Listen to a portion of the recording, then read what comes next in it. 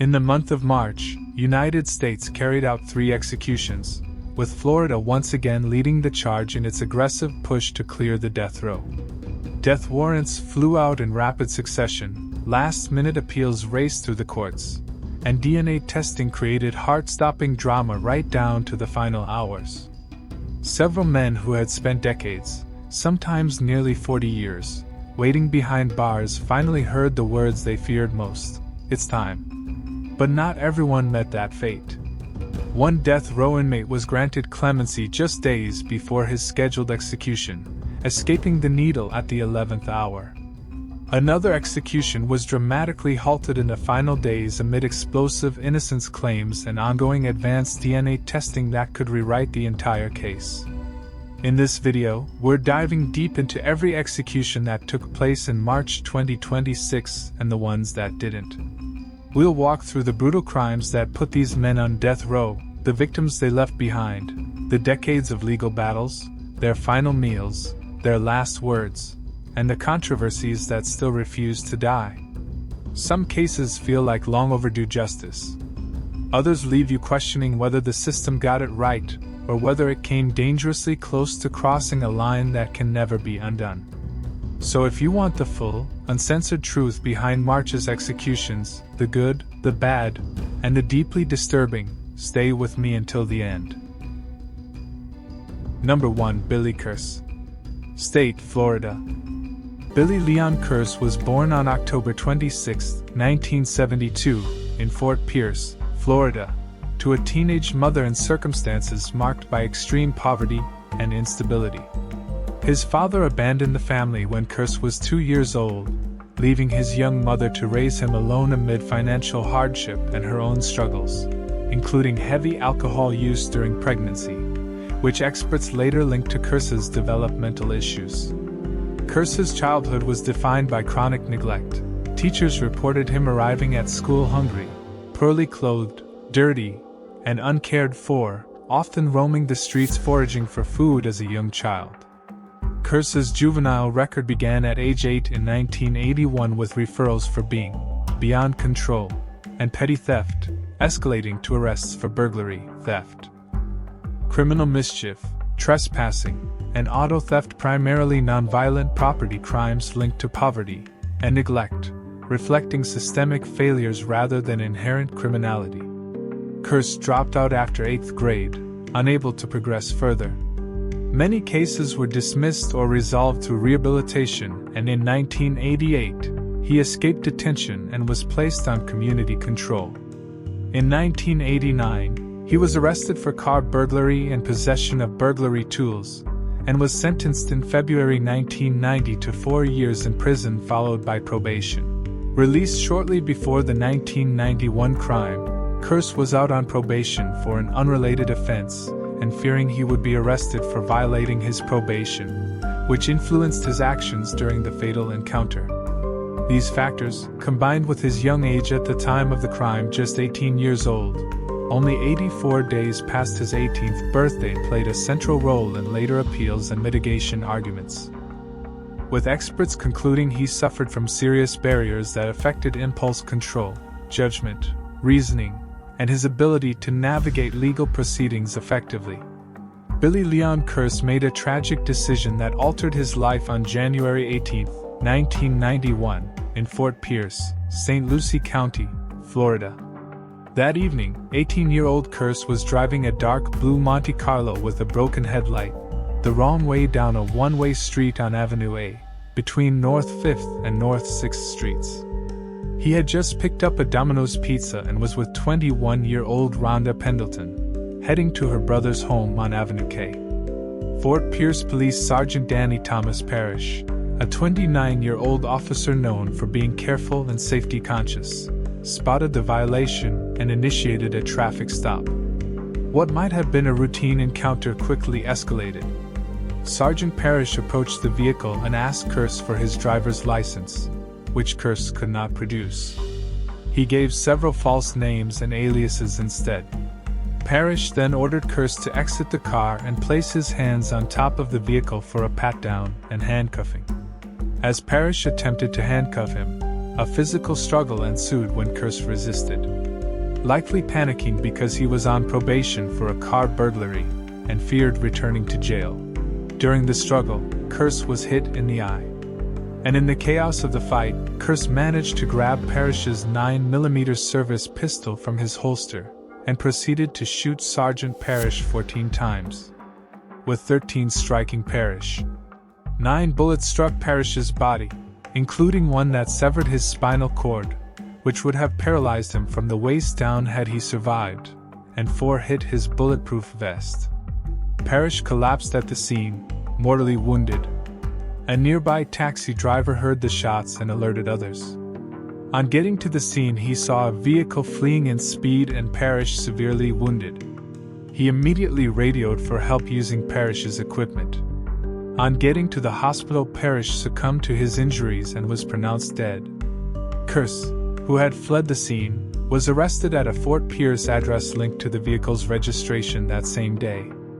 After being read his rights and waiving them, he confessed, stating he shot during the struggle because his probation was suspended and police were seeking him. His companion corroborated this. The motive was rooted in Kearse's desperate attempt to avoid arrest during the escalating confrontation, turning a minor traffic violation into the cold-blooded killing of a law enforcement officer performing his duties. Billy Leon Kearse's trial took place in the Circuit Court of the 19th Judicial Circuit in St. Lucie County, Florida on January 20, 1991. The prosecution's case centered on key evidence included Kearse's confession, ballistic matches from the service weapon, witness accounts from the area, including the taxi driver, and physical evidence from the scene tying Kearse to the struggle and shooting. Police pieced it together rapidly through the confession, recovered firearm, and forensic details of the wounds, 13 shots hitting an officer in the line of duty, proving first-degree murder and robbery with a firearm. The jury heard details of the struggle and how Kearse took Parrish's gun to avoid arrest. On the defense side, attorneys presented mitigating factors, including Kearse's difficult childhood, young age, just 18, confession, acceptable trial behavior, and circumstances of poverty, abuse, and neglect that shaped his actions. The jury waived the presented factors as insufficient to outweigh the crime he committed. Kearse was convicted of first-degree murder and robbery with a firearm. In the penalty phase, they recommended the death penalty by an 11-to-1 vote. And he was sentenced to death for the murder on November 8, 1991, with a concurrent life sentence for the robbery. Billy Leon Kearse languished on death row for 35 years at Union Correctional Institution. He became a self-taught artist, creating intricate paintings with limited resources to share with family and friends, and a faithful man expressing remorse. I am ashamed of my actions. I'm ashamed of the destruction my actions caused. I'm ashamed of being a murderer. But his lawyers never stopped launching numerous appeals to reverse the verdict or sentence. With every one of his appeal denied, including a 6th successive motion and habeas petition rejected by the Florida Supreme Court on February 25, 2026. The U.S. Supreme Court declined further review. Finally, on January 29, 2026, Florida Governor Ron DeSantis signed Billy Leon Kearse's death warrant, scheduling his execution by lethal injection for Tuesday, March 3, 2026. At 6 p.m. Eastern Time at Florida State Prison near Stark, the state's third execution of 2026. This came amid Florida's unprecedented pace, following 19 executions recorded in 2025 and earlier 2026 dates, renewing alarms about due process and short warrant periods. March 3, 2026, marked the day of Billy Leon Kearse's execution. He was 53 years old. He woke early that morning around 6:30 a.m., took his bath and had one visitor, which was his spiritual advisor, and was calm and in good spirits. Kearse declined a special last meal, opting instead for the standard prison fare provided to all inmates that day. The execution used lethal injection via a 3-drug cocktail at Florida State Prison. At around 6 p.m., the process began in the chamber. Kearse entered, was strapped to the gurney, and before the drugs were administered, the warden asked if he had any last words. He simply looked up and said, to his family, "I sincerely apologize for what I've done. There is no way I can ever repay that with this death. It will never repay that. And in turn I pray that my Father would give me strength to ask their forgiveness so I can go on my journey. All I can do is ask for their forgiveness to give you peace and resolve. Thank you." He made the statement expressing remorse, apologies, and asking for their forgiveness. The drugs flowed shortly after. Kearse showed minimal visible reaction, was declared unconscious within minutes, and a physician pronounced him dead around 6:24 p.m. Eastern Time after vital checks. No complications were reported, and the process was described as routine by state officials. Witnesses included representatives from law enforcement, honoring Officer Parrish's family, especially his wife Mirtha Busman, who has spent over 3 decades advocating for justice for her husband's death, expressed her feelings, saying, "I'm 60 years old. I didn't think I'd see this day."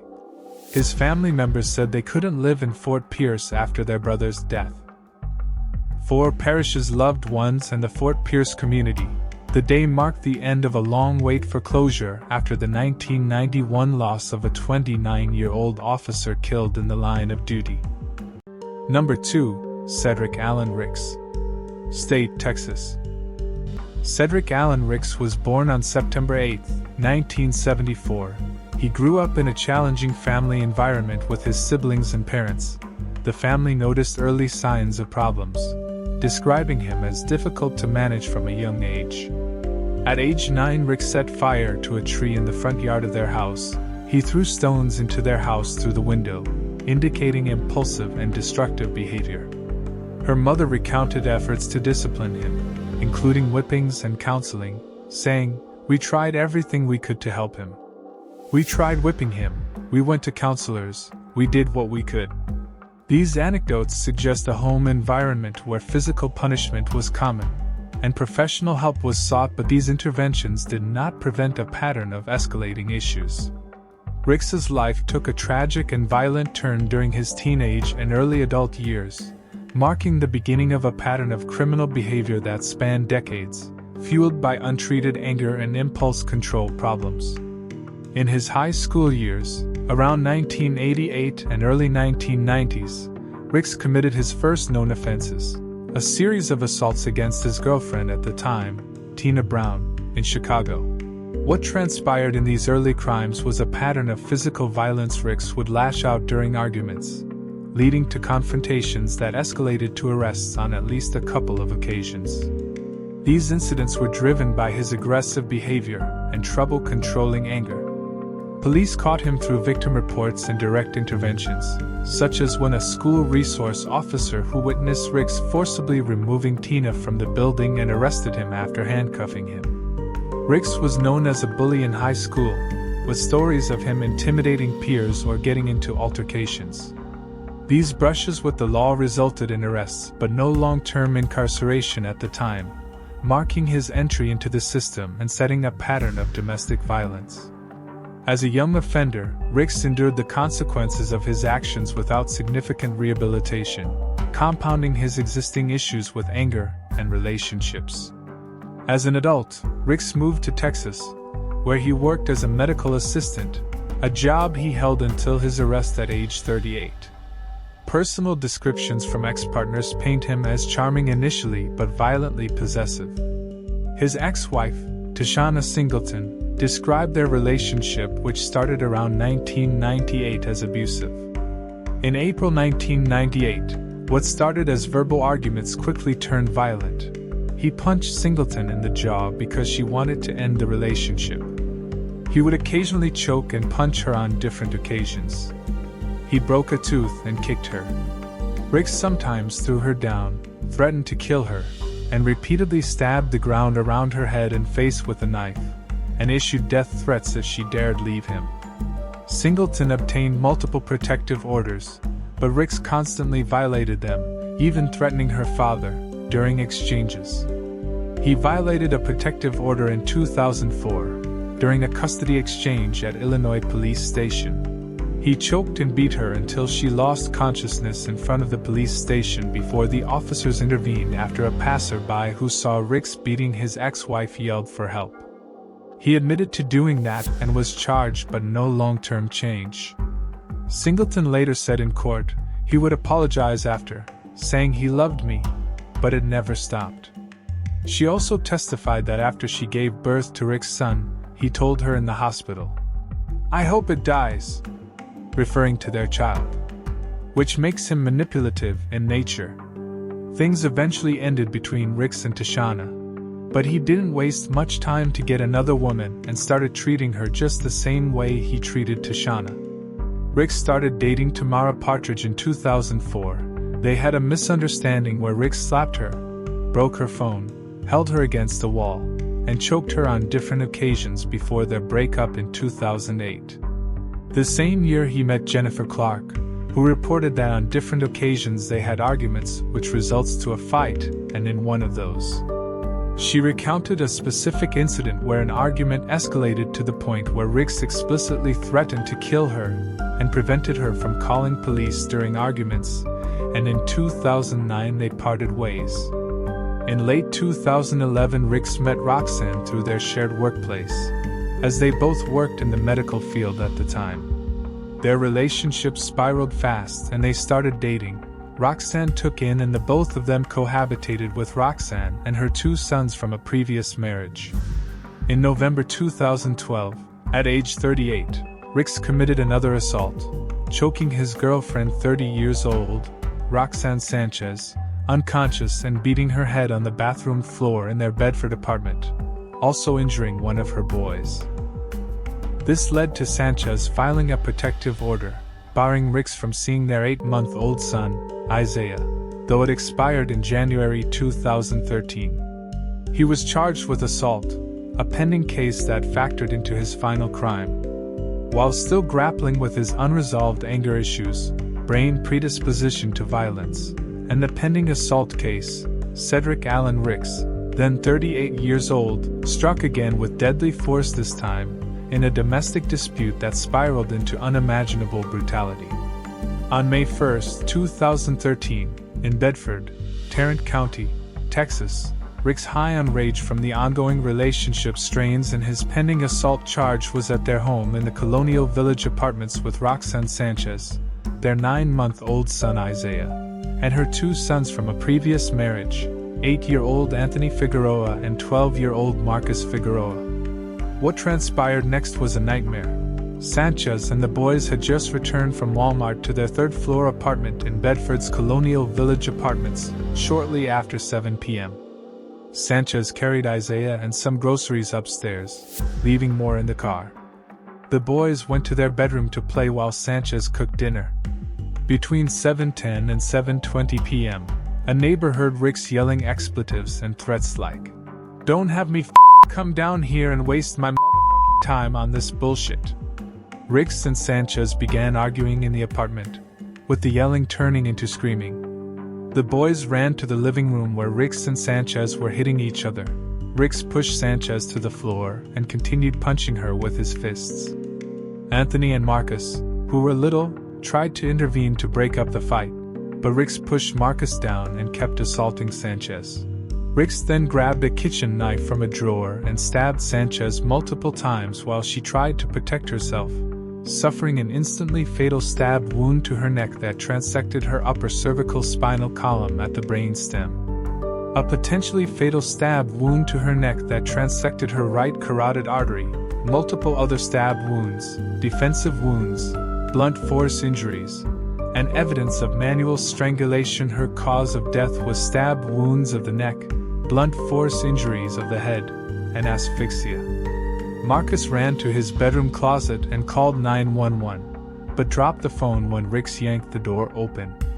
Marcus grabbed the knife in self-defense. He had a cut on his hand, but Ricks never stopped. He chased him back to the living room. There Anthony was standing next to the couch with blood on his face, asking Marcus to get help and begging Ricks to stop. But he didn't hear the little children's plea. Ricks pushed Marcus to the ground, held his head down, and stabbed him multiple times in the back of his neck. When Ricks saw that Marcus was unresponsive, he pushed Anthony down next to Marcus and started stabbing him, until he made a gargling noise notifying he was dead. While Ricks was still stabbing Anthony, Marcus tried to get up, to go grab the phone. Ricks noticed, got on top of him, and began stabbing him again until Marcus played dead by imitating Anthony's gargling noise. Anthony's fatal wounds penetrated his skull and injured veins/arteries. He had contusions. Marcus was stabbed 25 times but survived. After stabbing them all, Ricks washed the knife, showered, packed clothes, placed Isaiah in his crib, and fled in Sanchez's car. Although Marcus was bleeding badly, he remained still because he was afraid Ricks would stab him again if he got up. Once confident that Ricks was gone, Marcus got up, looked out the window, saw his mother's car was gone, and called 911 for help. The police arrived at 8:42 p.m. Officer Clayton Baxley heard Isaiah crying. Marcus let them in. Officers found 2 bodies and unharmed Isaiah. Marcus was airlifted to a nearby hospital while Isaiah was checked into a care home. Ricks called his cousin, Tamara Butts, who lived with her parents in Mansfield, Texas, telling her he did something bad and asking to speak to her father, Joseph Sanders. He told Sanders he messed up and killed Sanchez and the boys, asking them to get Isaiah from the Bedford apartment. When Butts urged Ricks to turn himself in, he stated he would die before he goes to jail. Butts then called 911, and police responded to the apartment. Ricks fled in Sanchez's car but was traced via family tips and bolo alerts for the vehicle and suspects to Oklahoma that night. Troopers located him using a cell phone ping and 2 units pulled him over. It was unclear whether Ricks was armed, but he didn't put up a fight and troopers had him in custody in a matter of minutes. Police recovered the vehicle, bloody items, and forensic matches directly linking him to the homicide. Ricks confessed to police, saying, "I'm sorry about everything. I couldn't take it anymore. I'm stressed, nobody loves me. I'm not going to jail." But he was detained in Garvin County, Oklahoma that night. In a video where he was being transferred back to Texas, his eyes were swollen and red. He told his father that he was beaten in jail post-arrest by inmates, possibly jailhouse justice. Cedric Allen Ricks's trial took place in 2014 in the 371st District Court in Tarrant County, Texas. The central pillar of the prosecution's case was the overwhelming physical evidence of multiple fatal stab wounds on Sanchez and Anthony which killed them on the spot. Marcus' survival testimony and 25 stab wounds. He stabbed her. Where were you when that happened? I was on the floor. Pretty close to your mom? Yes. He pushed you down. Yes. Then what happened? He stabbed me. Where did he stab you? My neck. Front of your neck or the back of your The neck? back. And how did he do that? He held my head down. He held your head down? Yes. So he held your head down with one hand Yeah. and stabbed you with his other hand? Yes. Do you know about how many times he stabbed you? No. Was it once or was it a bunch of times? A bunch of times. Why did he leave you alone? Because I made a noise. What noise did you make? The same noise Anthony made. What kind of noise was it? A gargling noise. Why did you make that noise? Because when Anthony made it, he stopped. Did you make that same noise hoping that he would quit stabbing you? Yes. The knife analysis, neighbor report, and Ricks's multiple confessions to family and police proving capital murder.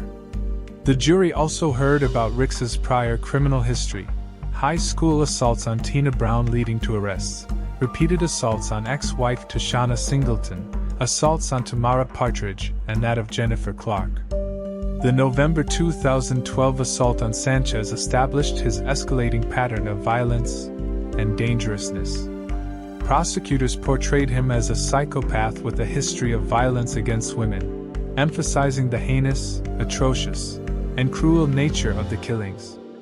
On the defense side, his attorneys fought back, presenting mitigating factors and pleading for life over death. Ricks testified in his own defense, expressing remorse but unable to fully explain his actions. stating he was sorry about everything. Ricks was convicted of capital murder on May 8, 2014, after less than an hour of deliberation. The jury recommended the death penalty after 7 hours, and the judge imposed death for the murders of Roxanne Sanchez and Anthony Figueroa. Ricks was 39 at the time of sentencing. Cedric Allen Ricks languished on death row for over 12 years, where he reportedly showed remorse in the letters to his sons from death row statements and confessions, undergoing a profound spiritual transformation. Ricks wrote of some of his regrets but offered little explanation for the violence he committed, according to a book written by Ricks' childhood next-door neighbor L.A. Holtz. The book includes letters between Ricks and Holtz, along with letters from Ricks to his sons. Titled These Dry Bones, Redemption from Death Row. In the book, he apologized and said, "Sometimes I wake up kicking and screaming for what I have done to you." He wrote to his sons saying, "I can't say sorry enough for what I've done. My prayer is that you can forgive me. My prayer is that you both will carry on the legacy of who I have become in Christ, and not who I used to be." His lawyers launched numerous appeals to reverse the verdict, challenging the effectiveness of his trial counsel for failing to adequately present evidence of his brain biology predisposing him to violence, and racial discrimination in jury selection about the Batson claim, where prosecutors used peremptory strikes against 2 black prospective jurors under circumstances suggesting racial bias, with notes revealing racially coded reasons, and a white juror not struck despite similar characteristics. They also argued shackling violations and sought commutation to life without parole.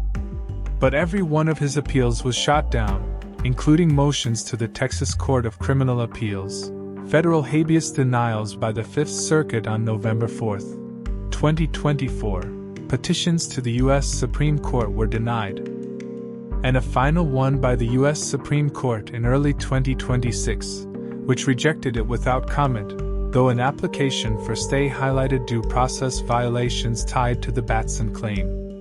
Finally, on October 20, 2025, a Tarrant County judge scheduled Ricks's execution for March 11, 2026, at 6 p.m. Central Time at the Huntsville unit in Texas, making it the state's second execution of the year, following a record number in previous years. The execution took place at the Huntsville unit of the Texas Department of Criminal Justice in Huntsville, Texas. Ricks awoke in his death watch cell at the Polunsky unit, before being transported to the Huntsville unit around 8 a.m. He did not request or meet with a personal spiritual advisor that morning. Ricks, age 51, declined a special last meal, opting instead for the standard prison fare served to all inmates that day. No family members or supporters visited him that day. Reports suggest he had limited contact with loved ones in recent years. That evening, Ricks was strip-searched, dressed in standard execution attire, and shackled. Medical staff inserted IV lines into both arms. He was then moved to the execution chamber and strapped to the gurney. During this time, witnesses for the state, including 7 relatives of the victims, such as Marcus Figueroa, the 12-year-old survivor who was now 25 and bore visible scars on his neck from the 25 stab wounds, entered the viewing room. No witnesses were present on Rick's behalf. At 6 p.m., the execution officially began. The curtain to the viewing room opened, revealing Ricks already strapped to the gurney with IV lines inserted. He appeared calm and composed. The warden asked if he had any last words. Ricks, looking toward the victim's family window, spoke directly to them. "I'm sorry for taking Roxanne and Anthony away from y'all. I hope one day you can find forgiveness in your heart. I hope you'll go in peace." His statement was delivered in a steady, remorseful tone, without emotion or tears. He did not mention his own family or make any protests of innocence. At 6:02 p.m., the lethal injection commenced. Witnesses observed Ricks taking deep, quick breaths initially, followed by snoring sounds as the drug took effect. He gurgled 3 times, a common reaction indicating the onset of unconsciousness and respiratory failure. There were no visible signs of pain, convulsions, or prolonged suffering. His body remained still after the initial breaths. Around 6:14 p.m., the warden performed a consciousness check by shaking Rick's and calling his name. There was no response. A medic entered the chamber to verify vital signs. This process took about 8 minutes, during which Ricks showed no movement or breathing. By 6:55 p.m., Ricks was officially pronounced dead by the on-site physician. The execution was described as routine and without complication by execution officials. That evening, the victim family members spoke briefly to the media. Marcus Figueroa, the survivor, described the execution as bittersweet closure, saying, "It's been 13 years of pain, but seeing it end helps." Roxanne Sanchez's relatives echoed relief but highlighted ongoing trauma. No statements from Rick's family were reported that day. Number 3. Michael Lee King. State, Florida. Michael Lee King was born on May 4, 1971, in Michigan. He entered the world already struggling, delivered with double pneumonia as a fragile infant. He grew up in a working-class family in the Pontiac area, the third of 4 boys. His father worked for General Motors, his mother was a housewife, and for a time the family even owned a small resort. They later moved to rural Ortonville. At age 6, while riding a blue plastic sled with cutout handles pulled downhill by his 11-year-old brother on a snowmobile with baling twine, the sled slammed into a 6x6 wooden pole of an open equipment shed. The impact struck his frontal lobe and face directly, knocking him unconscious with bleeding from his head, nose, and mouth. His teeth were broken, loose, and mangled. He wasn't taken to the hospital for proper treatment and medical follow-up except the first farmhouse doctor who gave him first aid treatment. He suffered from constant buzzing in his head, was held back in school, struggled with basic skills, and needed special education support. Experts later described a literal divot in his brain. Family members said his behavior shifted dramatically afterward. As an adult, he was trained as a plumber, married and divorced, and tried to live quietly. With no prior violent felony convictions documented. Advocates describe him as having always been a non-violent person outside this crime. But by early 2008, everything was falling apart. He had moved to Northport, Florida, just days earlier, was unemployed for months, and was facing foreclosure on his home. A man under crushing financial pressure with no violent criminal history until that one fateful day. On January 17, 2008, in the quiet suburban streets of Northport, Sarasota County, 21-year-old Denise Amberly, a loving wife, stay-at-home mom of a 2-year-old and a 6-month-old. The daughter of a Charlotte County Sheriff's deputy was inside her home with her little boys. Her husband Nathan was at work. At 11:21 a.m., Denise called Nathan to discuss the nice weather, and said she had opened the windows for fresh air to come in, and every other little thing a husband and wife can discuss. But neither of them knew it would be the last time they would ever speak. That afternoon, something strange was happening in the neighborhood. A neighbor testified that she saw a dark green Chevrolet Camaro slowly driving around the street several times, circling the area as if the driver was searching for something. He didn't know who the driver was, and at around 2 p.m. she saw the car pulled up at Denise's front house.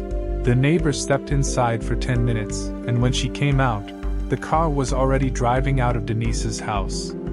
She didn't notice any suspicious activities. At that point, King has abducted Denise by force, leaving the kids behind. Nathan, who returned home around 3:30 p.m., found the windows closed. Contrary to her earlier statement, the door locked, her keys, phone, and purse inside, and the children alone in their cribs. He called 911 at 3:29 p.m. and reported her wife missing. Have you checked the residence? Yeah. The entire residence? Yes, the entire house, yes. Every closet, every room, bathrooms, everywhere. Are the children okay? Yes, well, my youngest one's crying, but Okay. they're okay. Oh, my goodness. All right, Nathan, I have an officer en route for you. If she does return home by the time we get their calls back, let us know, okay? Okay. All right, thank you. Thank you. What followed next was 5 hours of pure terror. And the man behind the wheel was Michael Lee King. Investigators later determined that he had not planned to target Denise specifically. Instead, he was simply driving around looking for a victim of what prosecutors later described as a random crime of opportunity. King took Denise to his Northport home, where he duct-taped her wrists and raped her. He then blindfolded and bound her in the back seat of the Camaro and drove to his cousin Harold Muxlow's house to borrow a flashlight, shovel, and gas can, claiming he needed them to free a stuck lawnmower at around 6:14 p.m. Muxlow heard a female voice from the car scream, "Call the cops." But King waved that and told him not to worry, that it wasn't a big issue.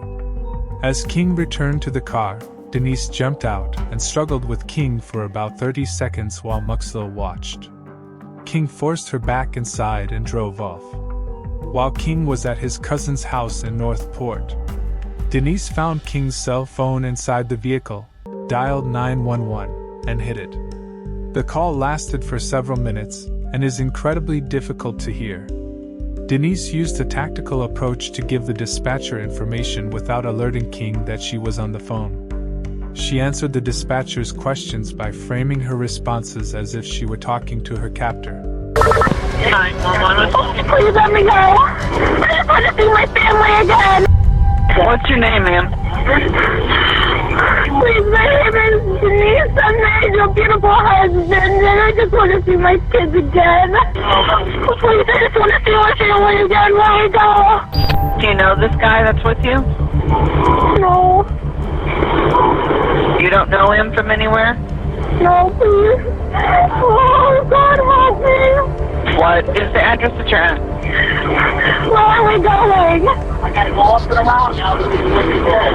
Up and around where? Because it's wrong. Did you see that? Exactly right. 4 streets, 5 streets over from your house. I couldn't stop everywhere. Northport L9, Sarasota just had Denise A. Lee on the phone advising she was taken by an unknown subject. I'm sorry, please let me go. No problem. I gotta go to the next street of the house. I'm sorry, please let me go. Hello? Please let me go, God, please. What's your home address, do you know? I don't know. Can you just take me to my house? Can you just take me home? On the car, please. Can they turn off the radio or turn it down? I can't hear you. It's too loud. At one point, King can be heard in the background realizing she has the phone. I don't know where your phone is. I'm sorry. I don't have your phone. Please, God. I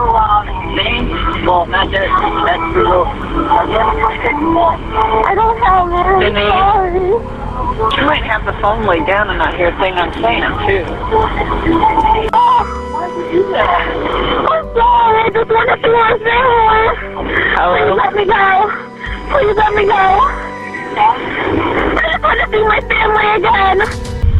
Are you gonna hurt me? Are you gonna let me out now? Help me. Don't. I lost him. Chris, I lost her. The guy grabbed the phone from her. King promised to help or release her as soon as he gets the phone, but he never fulfilled those promises. In the background, the dispatcher could hear the radio playing loudly, which King used to drown out her screams. She repeatedly begged for her life, saying, "Please," 17 times in minutes. The dispatcher seemed confused and repeatedly said hello. Denise couldn't receive help early because of the confusion of her exact location. In total, 5 911 calls were made by 5 people between 3:29 p.m. and 6:30 p.m., but systemic failures, routing errors, lack of proper dispatching, prevented timely response. At about 6:30 p.m., witness Jane Kowalski driving on US 41 called 911 after hearing terrifying screaming from a Camaro at a traffic light. She saw a hand banging on the passenger window, made eye contact with the driver, which she described to the dispatcher. She briefly followed the car for more than 9 minutes, but lost the car in traffic. Her call, placed just over the Charlotte County line, was mishandled and not forwarded to Northport Police. Due to a series of clerical errors and a lack of urgency in transferring the information, police units that were literally less than a mile away from the car were never alerted to the sighting. King averted the police and drove Denise to a remote wooded area, shot her once in the face, and buried her in a shallow grave about 6 miles from her home. King was arrested at 9:15 p.m. the same day, roughly 6 hours after the abduction report was soaking wet, mud-covered pants, and no one else in the car.